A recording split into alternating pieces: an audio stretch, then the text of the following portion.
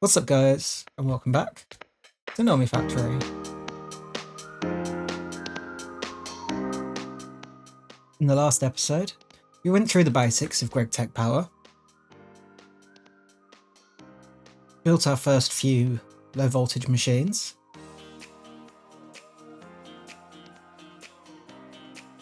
and then set up an automated sugarcane farm to power the whole thing. I didn't do too much between episodes. I made the GregTech steel drill and steel chainsaw, and this is just a lumber axe, and this is basically just a hammer, but the durability is a lot better, and it's faster than the diamond hammers we were using. And we can carry a couple of extra batteries around to keep them charged. They were really easy to craft. The drills are basically just a bunch of steel plates, and the unit itself is some small gears, steel plates, steel screws, battery, and a motor. Other than that, I just went and gathered some resources, so hopefully we've got plenty to keep on going today.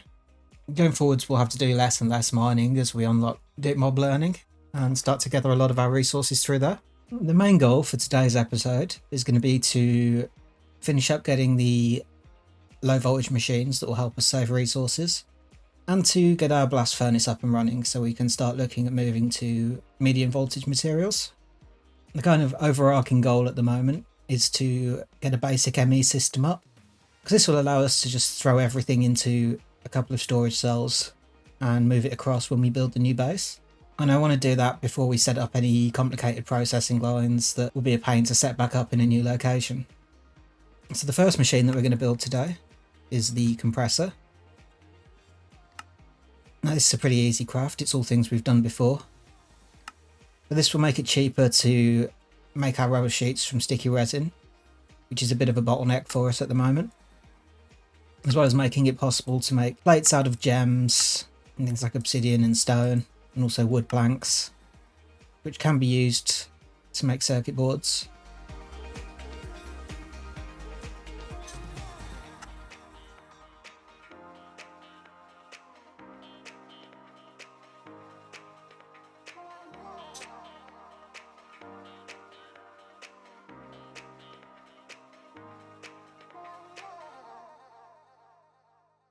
And there is our basic compressor. Next up, we're going to make the basic assembling machine. Now, unlike in base Nomifactory, this isn't used to produce circuits. There's a separate machine for that, which is the basic circuit assembler. But what it will allow us to do is, rather than having to do this recipe for 2 resistors, you can just use coal dust, fine copper wire, and glue for 2 resistors. And even 4 resistors once we can make annealed copper wire. It just makes the components cheaper. And the vacuum tubes go from being 3 copper wire, 2 steel bolts and a glass tube each, to being a glass tube, 1 steel bolt, 2 copper wire, and some red alloy, just to make 3. Now we do need to make some new components for this. First of all will be the conveyor. This can also be put on the side of a machine to transfer items between them. Very much like an item pipe, but goes directly between the 2 machines when they're next to each other. This is made with 2 motors, tin cable, and rubber sheets. And also the LV robot arm. This is probably the most expensive of the component parts that you have to craft every tier. And this is a piston, 2 motors, 3 tin cables, 2 steel rods, and a circuit each.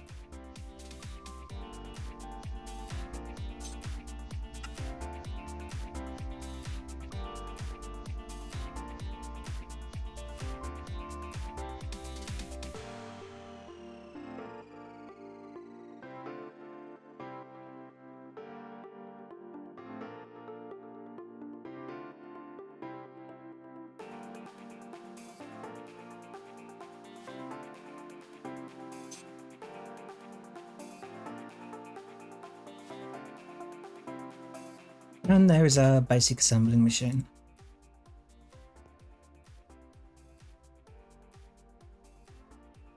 And we don't get the quest because I didn't pick up the conveyor or the robot arm. So I guess I have to make a couple more of those real quick.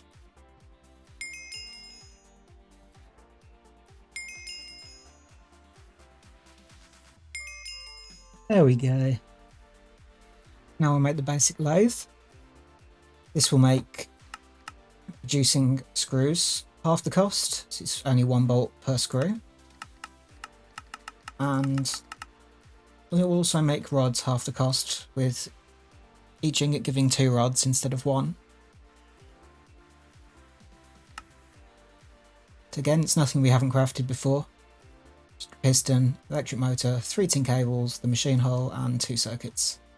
And I will batch craft some circuits now that we have the assembling machine.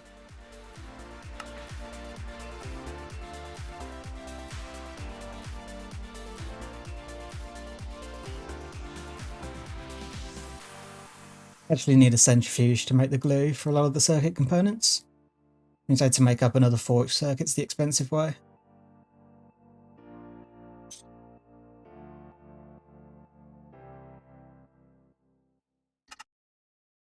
There we go.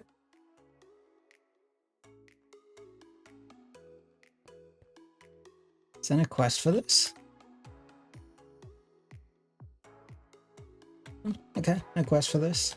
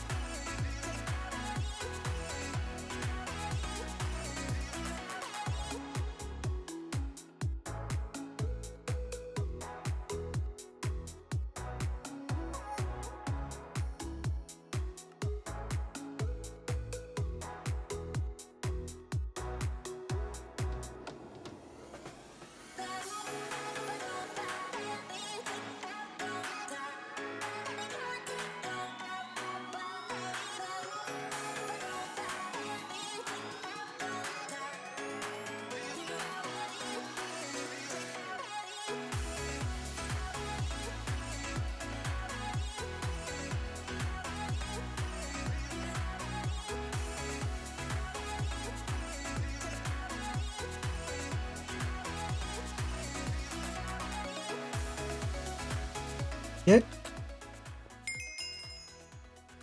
There's 2 more machines that we want that fit into the category of making things cheaper for us. One is the polarizer. This will save us 4 redstone on every magnetised rod, which we need 1 of for every single motor. This is a really easy craft, it's just tin wire, tin cable, iron rod and machine hull. And the final one will be the fluid solidifier. This will let us make gears for 4 ingots and also rotors for 4 ingots. And gears currently cost us, now that we have the lathe, 6 ingots, but we've been spending 8 ingots per up until this point, so this will be a nice upgrade. Before we can make the solidifier, we need to make the moulds. For this we'll need 3 empty shape plates. It's apparently the one that I got for making the block didn't count. And we'll need a gear and a rotor mould. So the gear has a hammer on the right hand side, and the rotor has a hammer in the top right.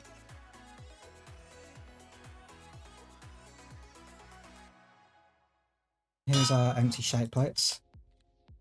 Make sure they actually get counted for the quest this time. There is our rotor mould. And there is our gear mould. We'll save this one for now.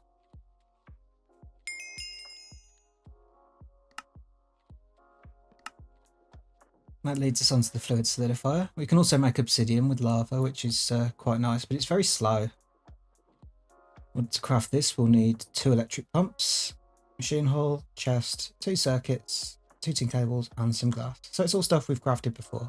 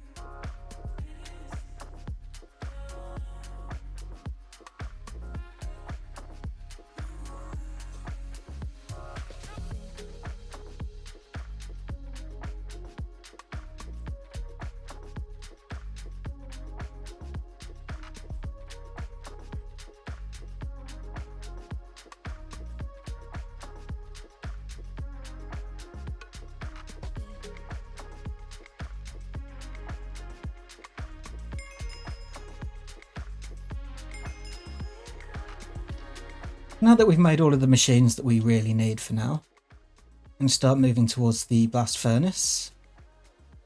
And this requires a coils quest, which first of all needs us to make some alloys. We need to make Invar, which is nickel and iron, in 2:1. And we need to make cupronickel, which is copper and nickel, 1:1. We need, I think, about 2 stacks of cupronickel to make our first set of coils. And a bunch of invars to make the blast furnace itself.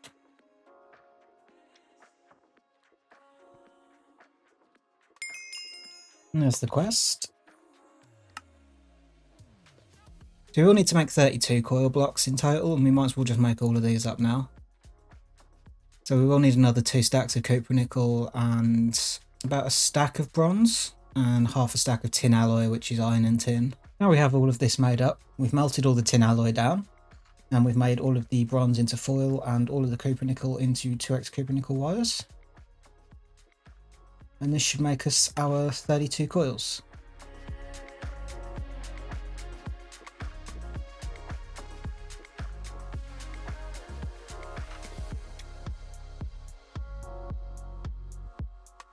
Now we can get on to crafting our electric blast furnace, or EBF. This is a 4x3 multi-block.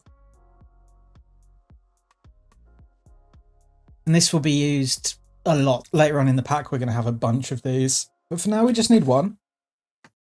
In order to make this, we already have the cupronickel coil blocks. We need a selection of hatches. The ND hatches will require us to make these low voltage coils, which we haven't made before, but they're nothing too difficult. The input and output bus just have a chest either above or below. The input hatch and output hatch are the same, but with glass. The muffler hatch needs a rotor and a motor and a pipe. And the maintenance hatch requires pretty much all of the GregTech tools.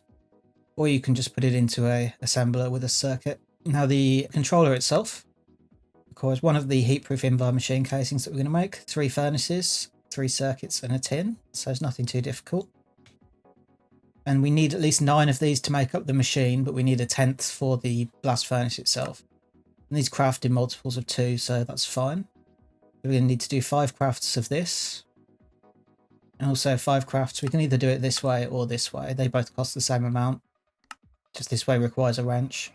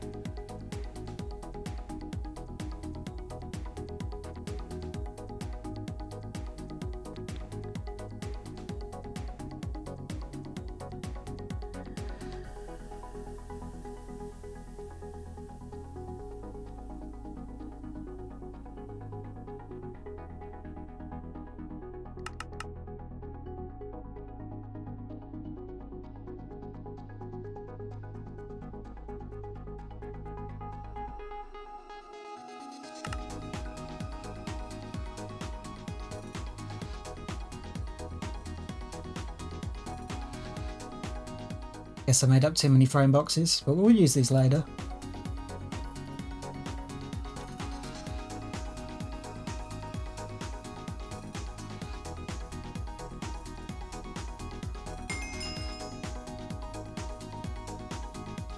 Oh, I'm actually kind of surprised that I had pretty much everything for it ready. We're just going to throw it here for now. I would recommend giving it its own power supply, or at least its own battery buffer, but seeing as this is very temporary, I'm not even sure if we need to use it or not. I just know some of the Applied Energistics machines use MV holes. And we're just going to hook it up on this line for now. Which means that we won't be able to use any other machines when it's running.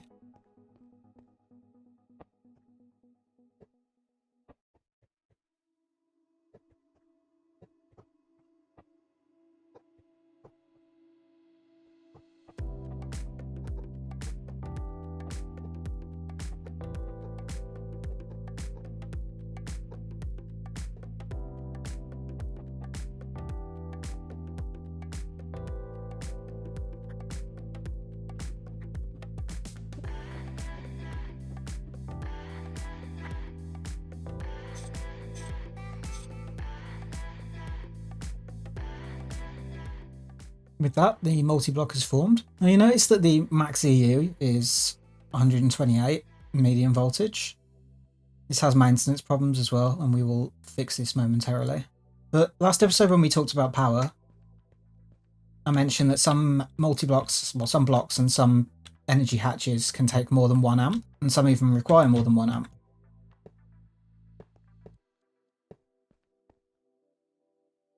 Now, each of these input hatches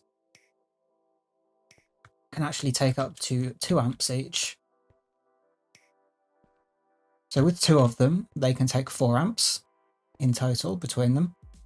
And 4 amps of low voltage is 1 amp of medium voltage. Gives us 1 amp of medium voltage in this machine. Now going back to the maintenance problems, we need to make sure that we have all of these tools, which we do. And then we go around to the maintenance hatch in the back and we just click here. And with any luck, we have no maintenance problems now. Now this machine will run for 48 hours in total of like real time before it starts to get any maintenance problems. But then it has a random chance of getting a problem, and that problem will make recipes process 10% slower. And it can have more than one problem at a time. And you fix it by like noticing that it has a maintenance problem and then going around to the back with the right tool and fixing it that way. This is technically our first medium voltage machine. Our next machine will be the electrolyzer. This separates items into basic components. So the example it gives here is with clay dust. And we can electrolyze clay dust, and this will give us some sodium, some silicon, some lithium, and some aluminium dust, as well as some water. And the aluminium dust we can then run through our blast furnace to get aluminium ingots, which is our first medium voltage material. Now the electrolyzer itself isn't that difficult to craft. It's 2 circuits, tin cable, glass, machine hull, and then just 4 gold wires.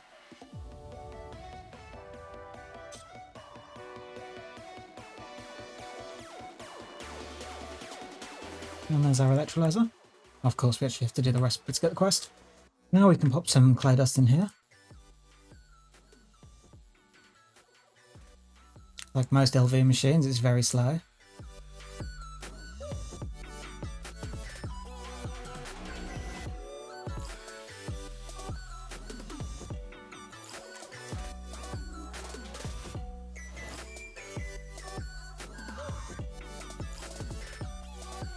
There we go, it's given us some sodium, some silicon, lithium, and our aluminium.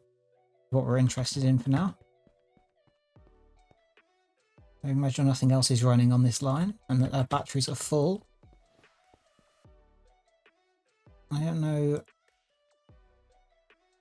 I need to circuit with a 1, right?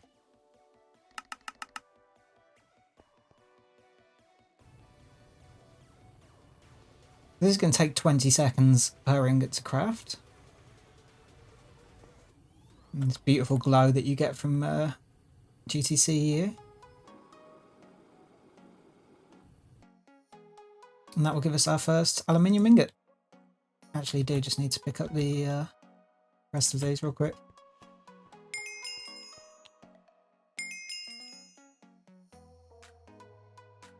I think I'm going to end this episode here for today. We've got quite a lot done today. All of these quests in blue are ones we finished. I hope all of you have enjoyed the episode, and I look forward to seeing you again next time. Bye bye.